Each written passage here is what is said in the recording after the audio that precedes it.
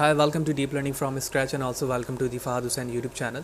उम्मीद करता हूँ आप बहुत अच्छे मिजाज में होंगे। प्रीवियसली सेशन तक डीप लर्निंग फ्रॉम स्क्रैच के अंदर हमने सिंपल बोल्ट्जमैन मशीन को जाना और साथ ही साथ हमने रिस्ट्रिक्टेड बोल्ट्जमैन मशीन के हवाले से भी जानकारी दी कि किस तरह से इसका बेसिक स्ट्रक्चर मौजूद है और क्या डिफरेंसेस हैं बिटवीन सिंपल एक बोल्ट्जमैन मशीन में और रिस्ट्रिक्टेड बोल्ट्जमैन मशीन के अंदर।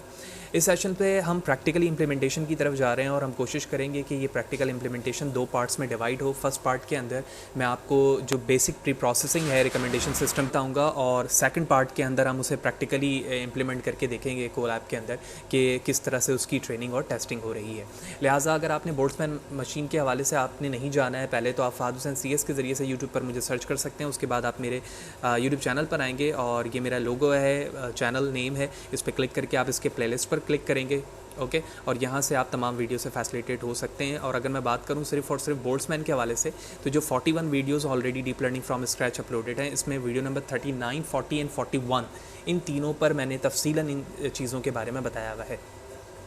चैनल को सब्सक्राइब नहीं किया तो चैनल को सब्सक्राइब करें क्योंकि अपकमिंग डेज़ के अंदर हम बहुत इंपॉर्टेंट चीज़ों की तरफ मूव हो रहे हैं तो उसके हवाले से आपको बर वक्त जानकारी मिलती रहे। अब हम बात करेंगे डेटा सेट के हवाले से कि हम रिकमेंडेशन सिस्टम के लिए किस डेटा सेट को इस्तेमाल कर रहे हैं। लिहाजा डेटा सेट जो मैं इस्तेमाल कर रहा हूँ वो ग्रुप लेंस की साइट से मूवी लेंस के डेटा सेट को हम इस्तेमाल करेंगे इसमें। तो सबसे पहले मैं जूम करके आपको साइट दिखा देता हूँ। groupLens.org dataset/movie lens में ये तमाम डेटा सेट मौजूद है।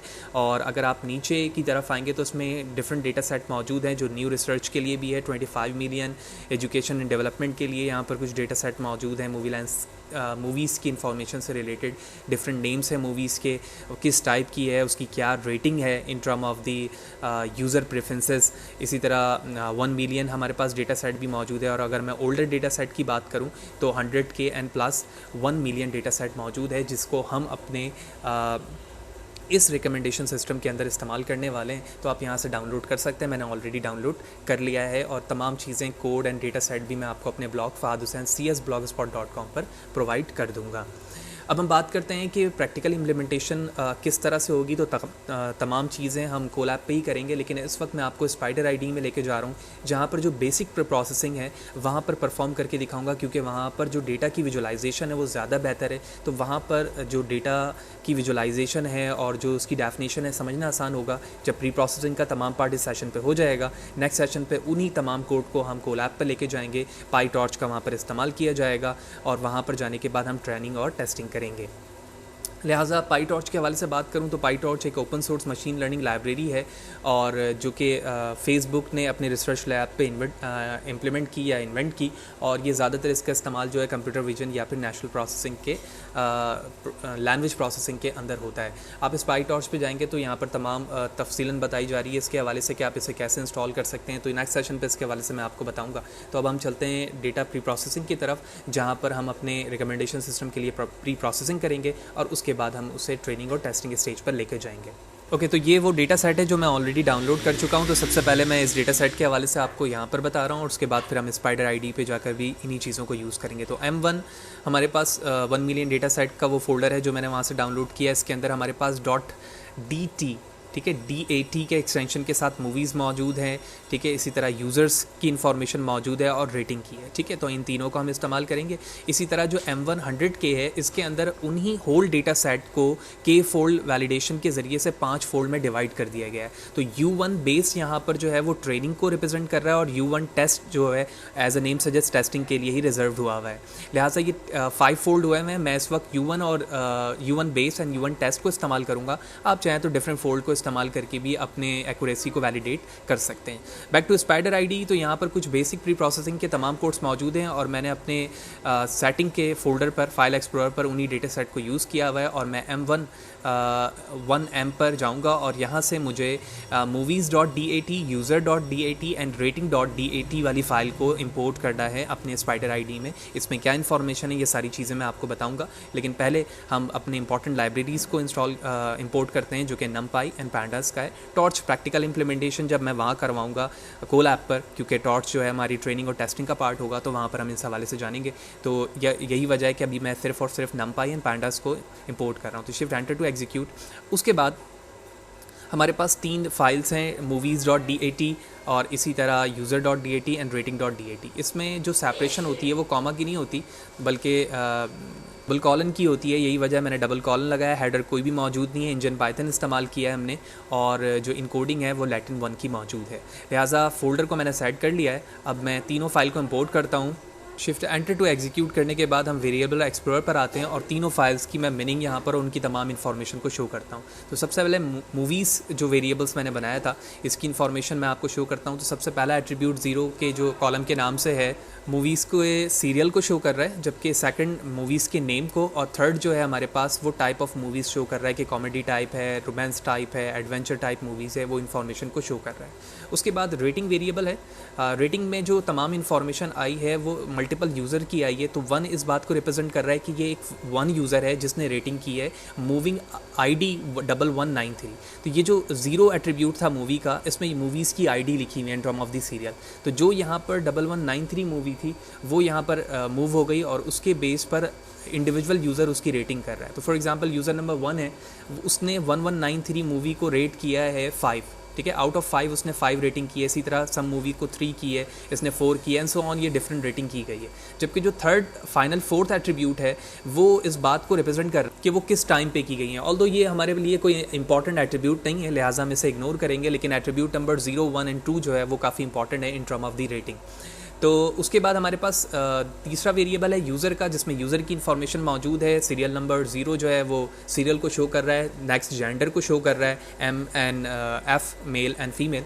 जबकि एट्रीब्यूट नंबर 2 जो है यहाँ पर मौजूद है, ये एज को जाहिर कर रहा है। एट्रीब्यूट नंबर 3 जो है वो यहाँ पे जॉब डिस्क्रिप्शन को रिप्रेजेंट कर रहा है, जबकि 4 टाइम स्पेसिफिकेशन है जो हमारे लिए इंपॉर्टेंट नहीं है। तो तीनों वेरिएबल्स को इन टर्म ऑफ फाइल मैंने इंपोर्ट किया और तीनों की इन्फॉर्मेशन दे दी। अब हम टेस्टिंग और ट्रेनिंग वाले डेटा को जो 5 फोल्ड में ऑलरेडी डिवाइड है उसको इंपोर्ट करेंगे और उसकी इन्फॉर्मेशन को मैं आपसे एक्सप्लेन करना चाहूँगा। तो जिस तरह से तमाम इन्फॉर्मेशन M1 1M पर मौजूद थी, इसी तरह M1 100K के अंदर हमारा ट्रेनिंग और टेस्टिंग डेटा है। तो मैंने इसे ओपन किया। ओपन करने के बाद आप इसे डबल क्लिक करेंगे ताकि इसकी सेटिंग हो जाए फाइल एक्सप्लोरर पर, और उसके बाद यहाँ पर U1 base and U1 test मौजूद है।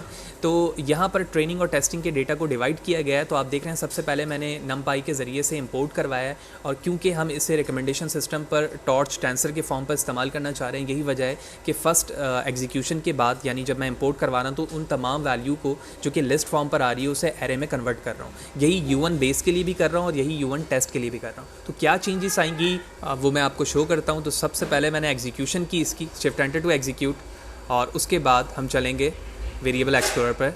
ओके, तो जैसे ही हमारा जो वेरिएबल था ट्रेनिंग सेट, जैसे कि आप देख रहे हैं कि फर्स्ट लाइन मैंने एग्जीक्यूट। तो एक इंपॉर्टेंट चीज़ यहाँ पर हमें देखना है कि देखो, जब मैंने ट्रेनिंग सेट डेटा को यानी U1 बेस को इंपोर्ट करवाया तो ये डेटा फ्रेम पे मौजूद है, और जो 10,000 हमारा डेटा था वो 80% के फॉर्म पर डिवाइड हुआ है। जैसे मैंने आपको बताया था कि K फोल्ड बनाने का मकसद ही यही कि टेस्टिंग के लिए अलग अलग 20% डिवाइड किए गए हैं। तो 80% यहाँ पर मौजूद है, डेटा फ्रेम पर मौजूद है डेटा, और कॉलम्स के नेम यहाँ पर लिखे आ रहे हैं जिस तरह से, ठीक है। तो ये कंप्लीट इसका व्यू आ रहा है। तो मैं जूम आउट करता हूँ, और उसके बाद हम मुझे क्या करना है, एरे में कन्वर्ट करना है। तो सेकंड लाइन एरे के लिए यहाँ पे लिखी हुई है, मैंने शिफ्ट एंटर टू एग्जीक्यूट किया, और हेयर इट इज़। अब आप देखेंगे कि जो डेटा फ्रेम लिखा हुआ था वो इंटीजर 32 में कन्वर्ट हो चुका है। अब एरे में वैल्यू आ गई है। बिल्कुल इसी तरह से U1 टेस्ट का जो डेटा है, मैं दोनों लाइन को एग्जीक्यूट करूँगा तो फर्स्ट वो डेटा फ्रेम में होगा और उसके बाद टेस्ट में कन्वर्ट हो जाएगा एज लाइक दिस, ठीक है। दोनों सक्सेसफुली कन्वर्ट हो चुके हैं। प्री प्रोसेसिंग का सबसे इंपॉर्टेंट पार्ट, हमने डेटा को इंपोर्ट कर लिया। उसके बाद जो number of user and number of movies हैं उन्हें हम एक सेपरेट वेरिएबल पे यूज़ करना चाहते हैं कि कितने यूज़र्स ने रेटिंग की है और कितने नंबर ऑफ़ मूवीज़ पर वो की गई हैं। लिहाजा उसके लिए हमने यहाँ पर NB user and NB movies के 2 वेरिएबल को लिया है।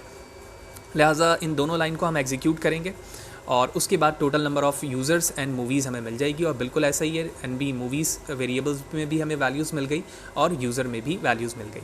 अब प्री प्रोसेसिंग में एक और अहम काम ये है कि converting the data into an array with user in lines and movies in column, यानी यूज़र को हमें लाइन पे लेकर आना है और मूवीज़ को कॉलम पे लेकर आना है, ताकि हम अपने डेटा को ईज़िली इस्तेमाल कर सकें जब हम उसकी ट्रेनिंग या टेस्टिंग करवाएंगे यूजिंग रिस्ट्रिक्टेड बोल्ट्जमैन मशीन।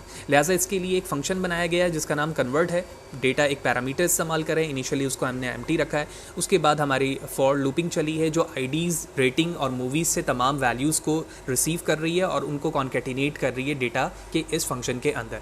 उसके बाद जो ट्रेनिंग सेट और टेस्टिंग सेट था, हमने उस पर ही इस कन्वर्ट डेटा को इस्तेमाल किया, विच मीन फंक्शन को। और फंक्शन को इस्तेमाल करने की वजह ये थी कि जो ट्रेनिंग सेट था हमारे पास और टेस्ट सेट था जो ऑलरेडी एरे में मौजूद था, हम उसे डेटा की इंफॉर्मेशन के मुताबिक कन्वर्ट करके दोबारा उसी वेरिएबल यानी ट्रेनिंग सेट और टेस्ट सेट पे कन्वर्ट करना चाह रहे हैं। लिहाजा इसके लिए हम इन फंक्शन को, और नीचे जो 2 लाइन मौजूद है, हम इसे एग्जीक्यूट करेंगे। एग्जीक्यूट करने के बाद अब आप देखेंगे कि जो हमारा ट्रेनिंग और टेस्टिंग डेटा था, जो वेरिएबल था, पहले वो डेटा फ्रेम पे था, डेटा फ्रेम से कन्वर्ट होकर वो इंटीजर एरे में आया और उसके बाद हमने उसको लिस्ट में कन्वर्ट कर दिया, क्योंकि जो कन्वर्ट फंक्शन था हमारा वो लिस्ट में कन्वर्ट करने के लिए इस्तेमाल हो रहा था।